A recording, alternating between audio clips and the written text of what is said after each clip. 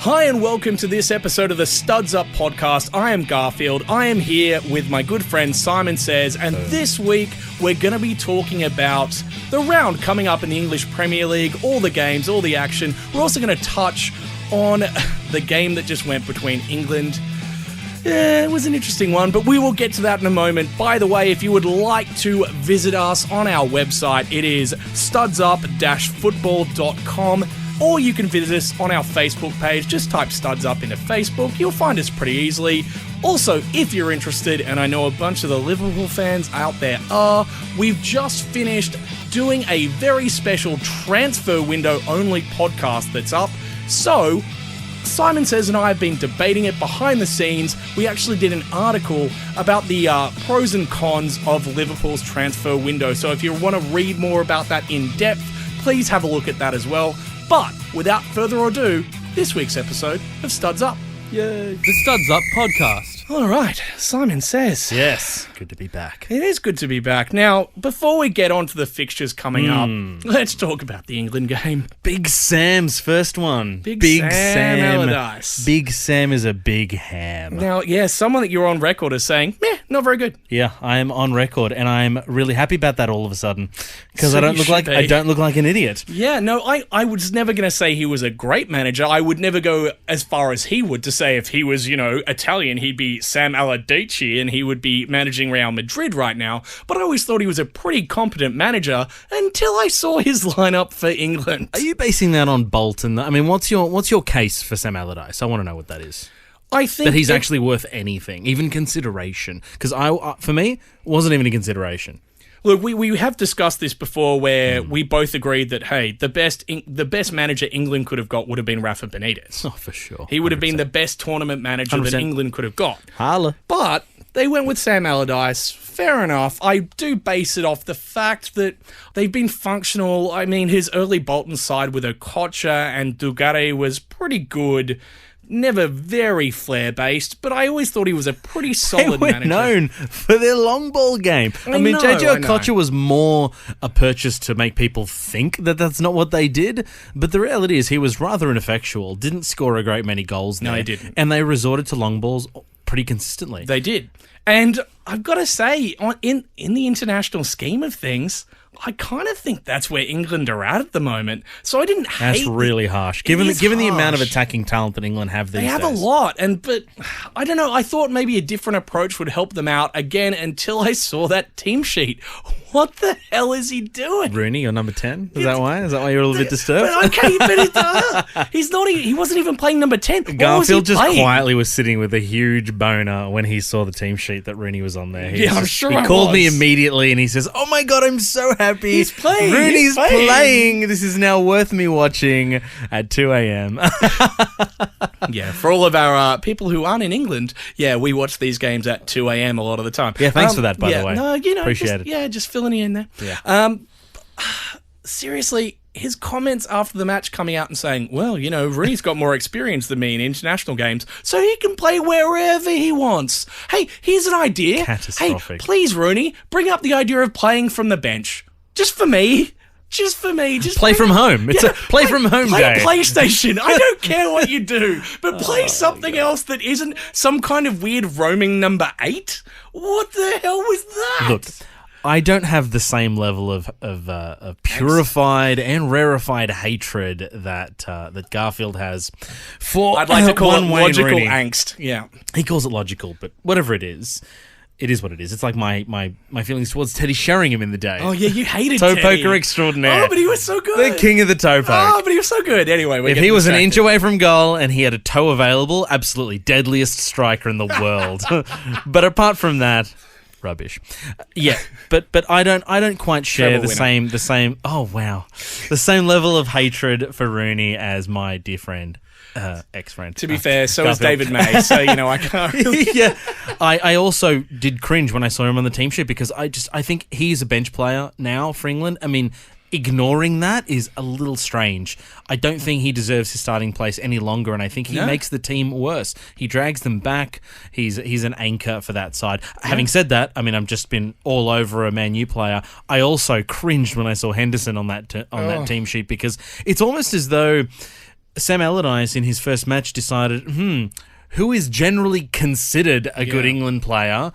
I'll choose them, not who is actually the right player for right now. He ignored the form guides. He ignored how they're playing for their clubs. He didn't even call up Curtis Davis.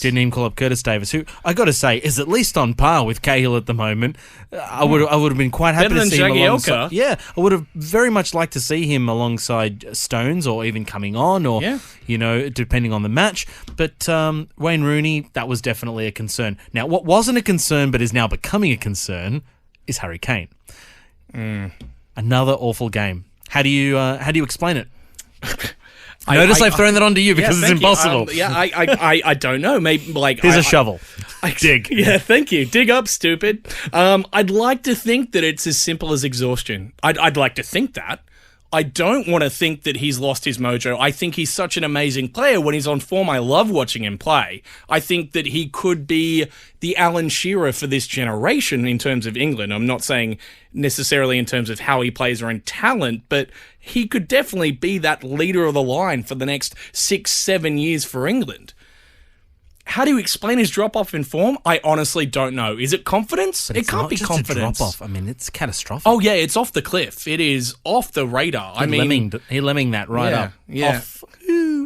He was basically, he was a planet, and then all of a sudden he became Pluto. Like, he's not even classified as a planet anymore. That's how badly he's playing. Classify Pluto. Okay, so maybe there's hope for Harry Kane yet. Well, maybe he'll make the comeback. Maybe he will make the comeback. I kind of hope he does, because without England him... needs him. Yeah, they look like a blunt force without him, and on form, I think Daniel Sturridge should be starting for England in the next game. I would have to agree. I just think Harry Kane, on form, has not showed any of it yet. Zero form. So... Yeah.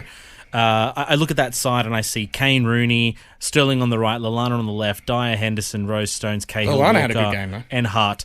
Overall, that is a weak-ish England side. That's a reputation team. Yeah. That is a team chosen purely on There are reputation. some vestiges. There are some vestiges, absolutely. Obviously, it's going to change when some injuries come back. That's going to change. Yeah, Luke Shaw for one. in for Rose. Although I don't think Rose was necessarily the weak link in that team. No. What you could see was there was a lot of huff and puff, but it was all in the middle of the field. And, the shots that they did have were, not seriously troubling the keeper. So I think that up front spot's a problem. And do you think Vardy is a potential solution? I think he should be in there. It's hard to say with England at the moment, because I would actually like to see Allardyce play towards his strengths. Play Vardy, try to get in behind teams. Play Sterling as your quick winger. You can still use Lallana. Play a 4-3-3, sure. But play to your strengths as a manager, not to the reputation of ailing stars. 100% agree.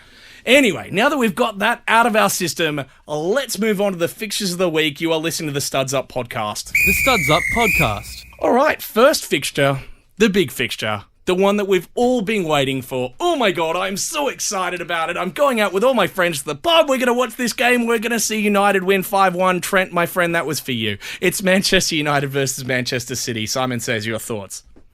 I mean, I want to say it's going to be a shit game, but we know it's going to be amazing. It's going to be a corker. It's going to be a corker. It's Mourinho versus Guardiola. I'm giddy. I'm actually giddy. Yeah. As a schoolgirl. I mean, let's face facts. Man United versus Man City. This is an early form guide for the championship. How important do you think this game is? How important do you think this game is for the overall championship? The most important game, aside from the game that actually wins either team the championship itself. I agree. This is huge. The first meeting at Old Trafford, neither team can lose this game. No. And even a draw is a win for Man City. In this case. And for United. Well, yes and no. I think Man United will have a lot of pressure on themselves to win at Old Trafford. Yeah. A lot of pressure, as will the reverse fixture at the Etihad. I really do feel that Man City will have the same pressure.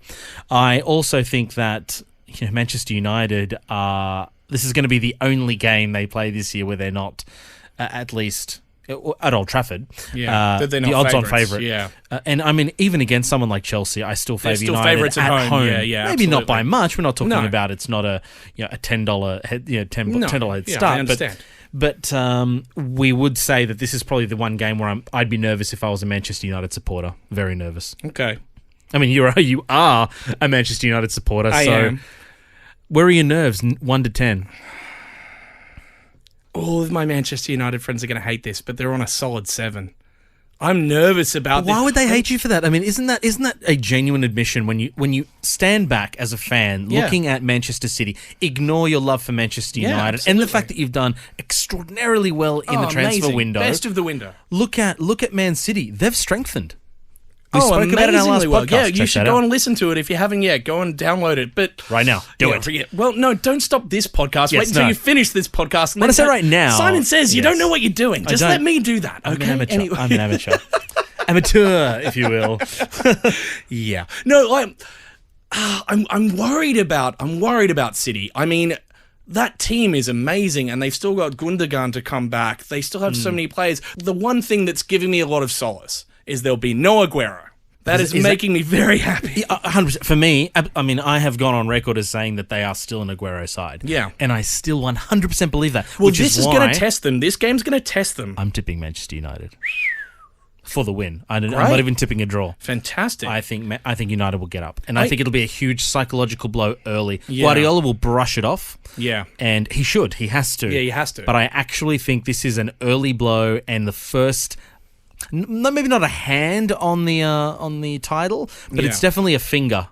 Well, I'll tell you what will be interesting from my nail, point of view. maybe. Yeah, just a cheeky little hint of thumbtack. A lustful gaze. Yeah, exactly.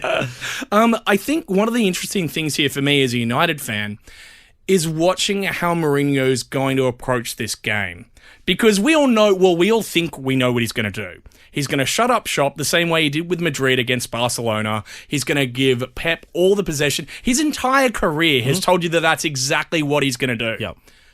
How's the Old Trafford crowd going to react to that? Yeah, that's a good point. How are they going to be Can I be okay honest with with it? you? I actually don't think he's going to take that approach. See, and this is kind of my interesting point, because without changing that team, without changing the dynamic of it, maybe getting rid of Rooney or Mata, and either shifting Rooney out or playing Mata a little bit more inside and moving Pogba further up into your midfield and shoring you up in the inside by playing maybe Schneiderlin or Carrick alongside Fellaini. He's got to attack. But you think he's actually going to go with Mata? I don't think he should, but Mkhitaryan might be injured. Still. I mean... Because Mkhitaryan's got the pace to That's trouble right, yeah, and he's got the behind. trickery. Yeah, I mean, he would definitely be my pick, but if he's out injured, I would honestly, and this from me, I'd kind of rather see him play Rooney on the right as an almost defensive right winger. In to this shut game, them down. I 100% agree. Yeah, I'd I'd rather see there his is finally discipline. a role for him. Yeah, this with his defensive This is discipline, it. this This is is the game that you use him wide is it. right to shut down City. Yep. Because you know what else they do? We've seen this from City already. They push the fullbacks into the inside, Yep. get Rooney to follow one of the fullbacks in. Cut 'em Crowd off. that midfield out. Cut 'em off. Yeah, destroy their possession-based football Yep. at the Agree. source. Agree. Feed it straight to Ibra, Zlatan, and let him do the rest. Yeah, 100%. That's how I would play them, but I'm fascinated to see A, how he plays them, and B, how the crowd takes it. After 3 years of United being utter dross, they'll probably accept it as long as there's the win. 100%. They want the W. But if they don't get it, and Mourinho has played defensive football and had 31% possession, all of a sudden, the doubts start creeping in about him. Oh, have we got the right manager? Have we got the right attacking manager for Manchester United? That is where the season... You have I know, Zlatan. yeah. But that is where the season is going to be won and lost for Martial. me. Oh, amazing players. I just Absolutely can't amazing. see United being kept scoreless. I just can't see it. Well, we're going to find out. Because as much as they've strengthened their defence, I think John Stones should quietly be the most nervous of any player on the entire field. Of every player. I honestly think Zlatan could own him. Yeah, I think Could he just will. dominate him. And particularly you asked depending me. on who he's partnered with, by the way, before you continue your point. True, if he's partnered true, with true, Kolarov, true. if he's partnered with Kolarov with Stones, oh, forget about it. Zlatan's going to have a field day out there. And we're not going to know. back your point. Unfortunately, we're not going to know that until the game. We won't know. We don't have the benefit of knowing what the squads are going to be. I would find it very hard to believe that will be the case, but I genuinely feel that we had a discussion about John Stones previously. I don't know if it was the first podcast. It might have been. But regardless, the question was, what do I feel about John Stones? And I feel that I just don't know yet. And I feel that it's going to be very hard for John Stones in this game. This is where he's going to have to prove himself, because every other match, he's got a world-beating team around him. Yeah. And very rarely are they going to be under the pump as much as they're going to be, because now Man United may, like you said, cede possession. Man United may only have, between 5 and 10 total shots on target for the entire match. Oh, I'd be over the moon if there were 10 shots on target. Wow. But these will be really dangerous balls played in. And we're talking about someone like Zlatan, who's either going to score him himself or set up, the onrushing midfield, or someone like Martial. I think that John Stones is really going to get tested in a way that I don't think he's ready for yet. Yeah. I am very interested to see how Guardiola lines up without Aguero. I imagine he'll use a false 9. I wouldn't be surprised. Well, I think... Sterling. Okay. I would love to see Sterling in that role, but I think it's going to be Nolito. I thought it might be. Oh, look, and even if you're right, those two will be swapping. They'll be swapping. For all we know, with Pep, it could be like De Bruyne. You know what I mean? Like, it could be anyone. Yeah, that's true. And it's a fascinating fixture, and I think this really will, as you've already alluded to, be the lustful glance towards the title. I think this is going to be the real early pace setter, not just for the title itself, but how the managers are going to be portrayed towards their fans. Yeah. And that's really important. But I agree with you 100%. Anyway, we've probably spent enough time on that game. Sorry to fans of any other club that we've just bored you for 10 minutes. Yeah, Arsenal-Southampton, Garfield, is our next match. Okay. Yeah. I mean, look, having just gone through our discussions about, how big a match, how important it is, I actually think this is equally important for Arsenal, because Southampton, I think they should be beating. I don't think Southampton necessarily replaced... Absolutely. At the Emirates, I don't think that they have necessarily replaced their players, and they sure as hell have not replaced Ronald Koeman. No. So I think that Southampton are finally a weaker side, because every season I say it, and every season I'm usually ridiculously wrong, as they do everyone else.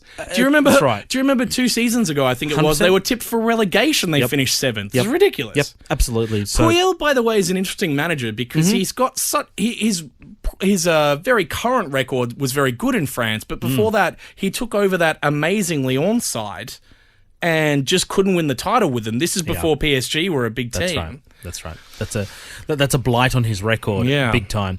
I think that management as well as players always have the same bedding in period. They've got to get used to the league, see what's going on, and I think it's a baptism of fire. Someone like Arsenal, I think this is not the game where you're going to see Southampton step up, I don't think. No. I think they've just lost enough attacking acumen in Sadio Mane and they've completely changed. I mean, we did talk about this in the last podcast, but they've changed their formation so much. They're a different side. They're playing this bizarre diamond with these 2 wide forwards who are basically converted wingers. I don't see them doing damage against that. I actually think if Giroud is back, I could see Arsenal giving them a proper stuffing, to be honest with you. Yeah, quite possibly. I think Arsenal's kind of ready.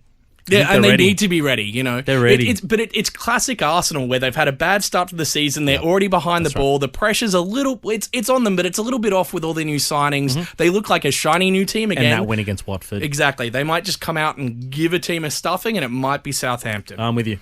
Yeah. Bournemouth, West Brom. Look, interesting game. Well, I like the new Bournemouth, I got to say. I like their signings. We spoke about that in the... in the Transfer Window podcast, our special, I think Bournemouth have strengthened. I think genuinely strengthened, and I don't think West Brom have. So for me, I'm tipping Bournemouth for this one. Well, do you think that these two are relegation candidates? Of course they are. But I think Bournemouth have done enough to not get relegated. Okay. What about WBA?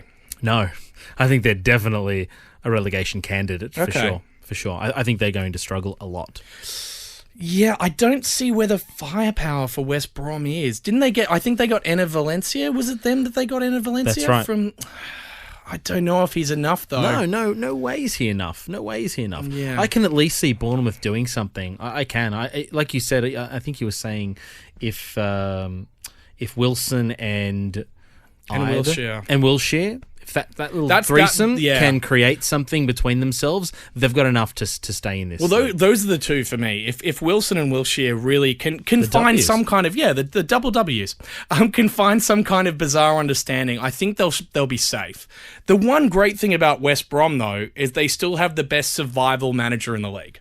Yeah, if I was in a relegation fight, he's the one I'd want. I'd want Tony Pulis all the way. Who are you tipping? I think that one's going to be a draw. Draw. You know what? I could totally see a draw, but I'm going to tip Bournemouth. I think it's going to be one of those bizarre I think on my tips, I'm almost certain I've tipped a draw. But for the purposes of today, You're going with the win. I'm going with the Bourne. No, fair enough. What about Burnley versus Hull, the other big kind of relegation spectacular? Yeah.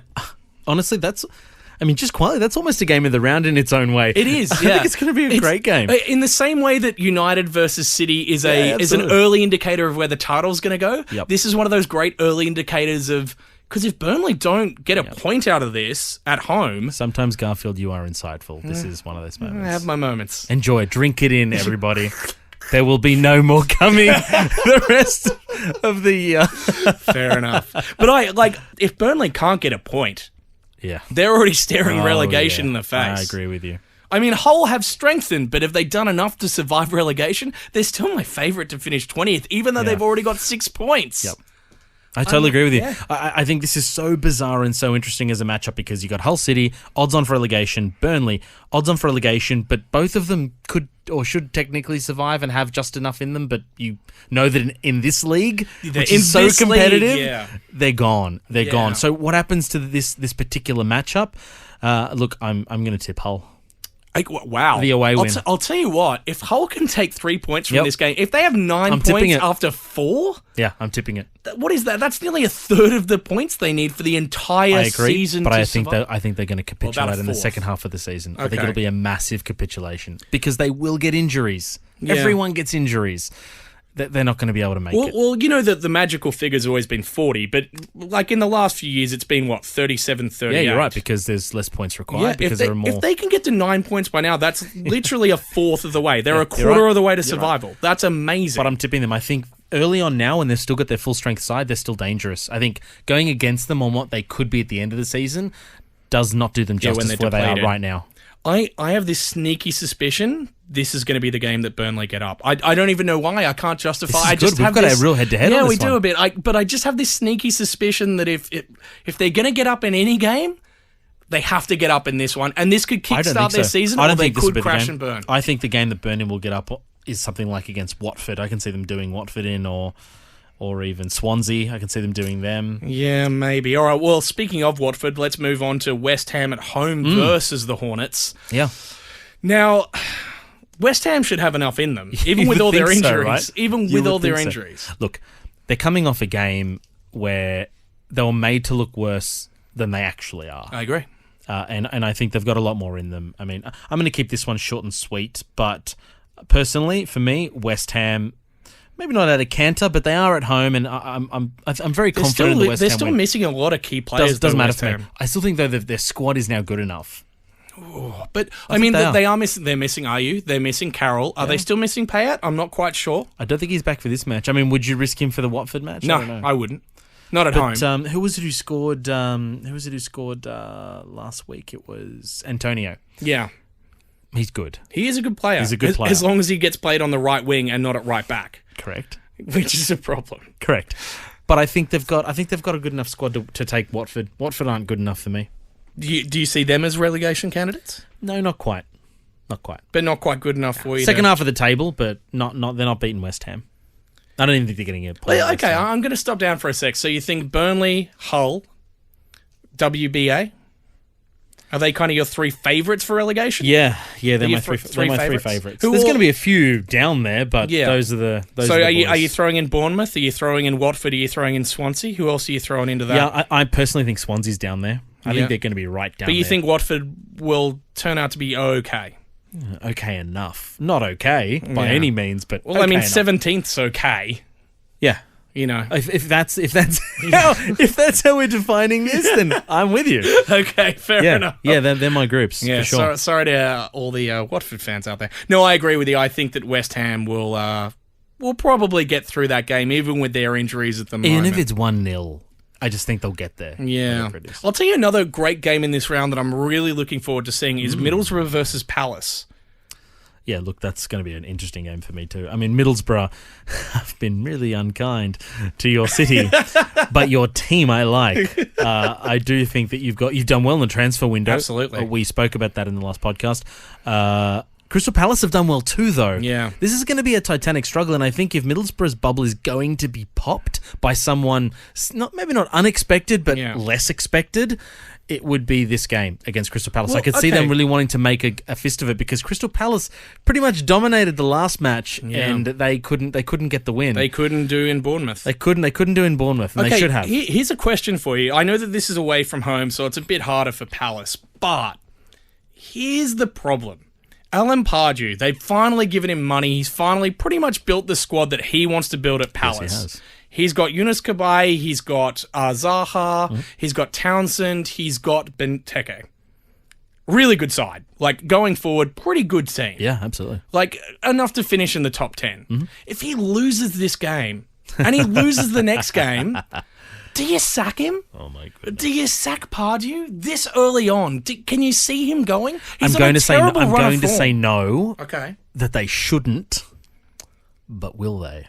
He's on a terrible run of form, like appallingly bad. All of the back end of last season was appalling. This is a chin scratcher. I am literally, you are literally scratching the your chin because the modern game is really fickle, and managers get sacked for precisely what you've just described. But I also think that he needs a season with these guys. I mean, he would be arguing internally, and I would be very surprised if part of the caveat wasn't that we've Frankenstein this team together. It's there, but I need to work with them. I need a season. See, I disagree with you on the Frankensteining point. If I was the board, I'd be turning around and saying, right, you wanted a front man who can get you 20 goals in the Premier League? We bought you one. Right, you wanted to keep that pacey winger? We kept him for you. Now show us what you can do, or you're out. But they didn't buy them all from the same club, therefore these players have never played together. No, I know, but they've pretty much given him what he wanted. I agree, the team he wanted. Technically so is Klopp, but we'll get to that. But Klopp, again, is building a squad over 6 seasons. You know, that's how long his contract is. I don't think Pardew's got those 6 seasons I totally agree, in because he hasn't got the same chops. Yeah, that's right. I'm not going to compare the two exactly, but look, I would be willing to bet money that he'll survive Christmas, even if he has a bad run of form now. Ooh, okay. Well, he's the ultimate purple patch manager. He is. When it's going well, that team looks good, and when they are not going well, they're in big trouble. Weren't they picking Palace last season to have a ripper, and they just didn't? Well, they did in the first half, and then just like a stone, like a John Stones against Manchester United. No, we're not going back to that. We're not going back to that. But please, baby Jeebus. I saw a stabbing available, so I used it. That was a prison shanking. That was. It was a little bit of a shanking. All right, let's move on to the next game. Yeah. Stoke at home to Tottenham. Okay, no, not even a discussion. Just Tottenham straight up. Look, you know what? I don't even necessarily believe that. I've got to tell you, I'm going the other way. I think Stoke are going to do them at home. I think, look, I disagree. I think it's going to be a draw. Okay, yeah, I could definitely see a draw. I think with Boney now in that team, now that they have a better goal-scoring focal point, dangerous. They've turned from a lower middling club to, on your day you could do anyone. Yeah, absolutely. Yep, nearly anyone. I can't see them doing United or City or Chelsea. Probably not this season, but I mean, they could do Leicester. They could do Arsenal. Well, they always they probably they will always tend do to do Liverpool. Arsenal. So, that's true. Mind you, they have a great. They lost to the Britannia. They spanked us. They did. On Gerrard's. This game was really bad. Well, I mean, until Pep came in, they had an amazing record against City at the Britannia. It was a whooping. So, I mean, they're always going to be a good home team, which is why I'm going to tip them for the win against Spurs. I'm going for the D, because that's what they like. They love the D. Read into that what you will. Draw? No, I think with Harry Kane's current form, I just don't think he can fire them anywhere. Yeah. I mean, the guy, he just can't hit an empty goal. He just can't do it at the moment. He hasn't got it. Yeah, so, I don't know what they can do there to fix it. You know what? I'd honestly rest him for the game. I'd keep him on the bench. Yes, I know. And I don't mean that in a mean way. I just mean, give him a week off. Let him recover. Yeah. He's just had a terrible experience in England, for the England team, I mean. Yeah. Let him just have the week off. Play Jansen up there. See how he goes. Play him with Lamella. Play him with Eriksson. You might stumble across something else that sees you all of a sudden become a new attacking force. It'll give you new impetus. Then you can bring Kane back in slowly. Let him rebuild his confidence. I'm saying it's a scoring draw. I'm sticking with that. All right, fair enough. Now, the other probably biggest game of the rounds, the early game. on the Saturday, or the late game, the early game for us, I mean, is Liverpool versus Leicester City. Simon says, thoughts? At Anfield. Yeah, come on. It's a sigh because I'm nervous. Okay. I don't know why we're getting such an awful start to the season. I mean, we've had so many tough games. It was a rough fixture list. Yeah. Oh, God. Liverpool Leicester. I'll be genuinely 100% honest here. Yeah. Liverpool's going to get the win. And do you know why? Okay. Because we can only play the good sides. Okay. We I can see what you mean. only play the good sides. Yeah, no, I we just see what you tore mean. Tottenham apart. They were lucky Yeah. to get away with the 1-1. They were very lucky. We played extremely well against Arsenal. This is who we are. We get up for those games. And Klopp still hasn't made that team into a consistent enough side No, not yet. to really dominate the small teams like Burnley, for example. We should have won that game. I can see us doing Leicester. I think we've got the firepower. From what I can see, Mane is returning. Mane's injury that they were talking about. That'll definitely help you. Yeah, absolutely. I think we look really dangerous. And I think as much as Leicester have pace and power, we have pace and power. Yeah, I'm going to play this on the flip for you. Leicester's strength is playing against the big teams for the most part. That's where they surprised everyone last year. You guys are going to gegenpress the hell out of them, and they are going to play. Yeah, I know, and I'm about to get to that. I'm about to get to it.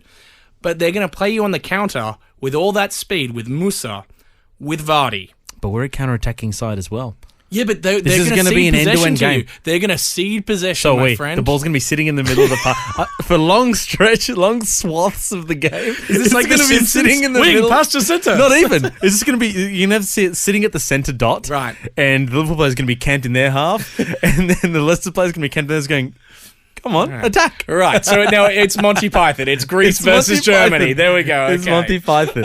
It is Monty Python. No, I'm very torn on this game because I think Liverpool can do Leicester in because of the point that you just raised. Leicester sold Kante, and Kante is the key to breaking up that gegenpress. Yeah, he is. Yeah, he's the key They've player. not replaced that. They've got a distributor in Mendy, but that doesn't matter. We've got Emre Can who can really destroy that game plan. I think in this particular game, he'll probably play Joshua King to try and break up that midfield a lot more. He'll need to. Yeah. But the thing about Liverpool, they are such a fluid attacking force that I think a lot of teams, when we're on, they're going to struggle to contain that. Yeah. And I don't think they have the solidarity to contain what we have. The champions. Attack. Yeah, fine, the champions, absolutely. And they did us. But that was with a ridiculous Vardy goal that he can't necessarily do again. Yeah. No, I agree. I kind of see this game as a draw. I'm not going to lie. It's either for me a Liverpool win or a draw. I don't see Leicester getting the win at Anfield. It'd have to be a lucky 1-0. But I am tipping 2-1 to Liverpool. I'm gonna very apprehensively go the draw. 0-0 or a scoring draw? I think 1-1. Wow.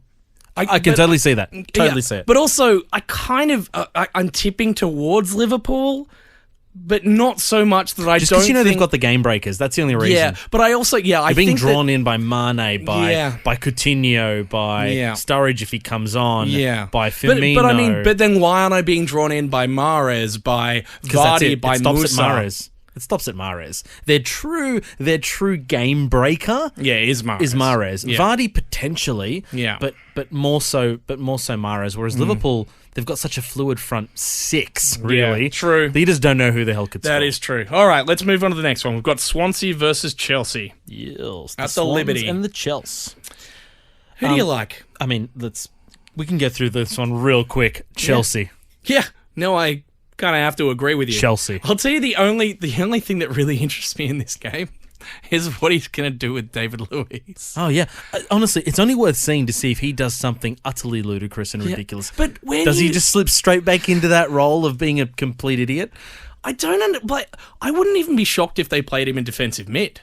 Oh, I wouldn't be shocked if they played him as wide right. He'd probably be better. Yeah, maybe. I mean, what do you know of the guy? I mean, he just... the 6-1, it's just I know, look at you're him. never going to get past it. I know. I almost, when I say David Luiz, it's almost a weird Tourette syndrome. I say 6-1, 6-1, 6-1. Unless he like scored a screamer in a Champions League final, that's going to be his lasting memory. His legacy. For all time. This is his legacy. Like I refuse to be drawn into anything David Luiz because I don't rate him. Yeah, I think even enough. if he has a good game, I just still think to myself, yeah, but you're David Luiz. You are literally a minute away at any given time from a calamity. Chelsea fans right in. Please do. Bring it on. Okay. If they're not nervous, I'd be shocked. Yeah, no, I agree. I think Chelsea's going to win that one. So the last game of the round, it's Sunderland versus Everton. It's David Moyes' return. Well, Your taking favourite. on his old club. He loves a Moyes. Who do you see there? Everton. Yeah, I can't go past Everton. Sunderland just don't But have even the your firepower. blind, quite frankly, unjustifiable bias aside, Please. unjustifiable. Oh, please. It's him just being a standard Man United glory-seeking douche. Really? Really? Did you see Moyes as manager of United? That's glory-seeking? That was painful, my I friend. get so much enjoyment out of riling up. It's so good. But no, I mean, Everton, Sunderland. Sunderland are still in disarray. We spoke about it. I mean, listen to our other podcast. Speaking of relegation favourites, by the way. Yeah, so I can't believe I didn't throw them in. They are absolutely odds on for me as one of those groups. In fact, I would put them lower than WBA. For me, it's actually Sunderland and Burnley And Hull. Yeah, I cannot see Sunderland, even at the Stadium of Light, doing I could Everton see Sunderland in. being dead last, not just scraping in. Like I could see that happening to them. I really could, because even if you can argue somehow in some mystical, bizarre reality where you've taken a lot of LSD, that they somewhat strengthened their side, which I don't think they have. I mean, Januzaj, very good purchase. Don't get me wrong, great, but they're 2 injuries away from having no one. Yeah, Imagine they get an injury to Januzaj and Defoe. Yeah. Oh, please.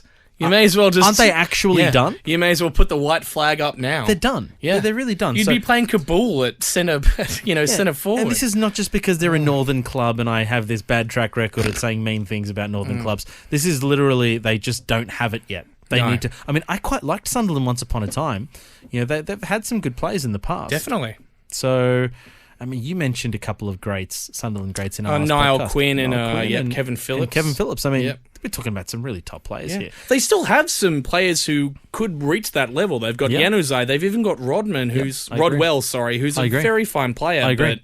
But as a whole side, I can't see them doing Everton. I even think, even if they're at 1-1 in the 90th minute, I can still see Everton getting there because they seem to be at the moment finding that will to win. Yeah, no, they're on that run at the moment, aren't They're on that run. And I think Everton are only going to get better. They are. I agree. So let's wrap this edition of the Studs Up podcast. Thank you so much for joining us. Simon says thank you as always. Thanks, guys. I've been Garfield. I hope that you've enjoyed it. Please remember that you can go to our website, studsup-football.com. You can read some of our opinion pieces on there or find some of our other podcasts, or just find us on Facebook. Studs Up, pretty easy to find, and hopefully we'll see you next time.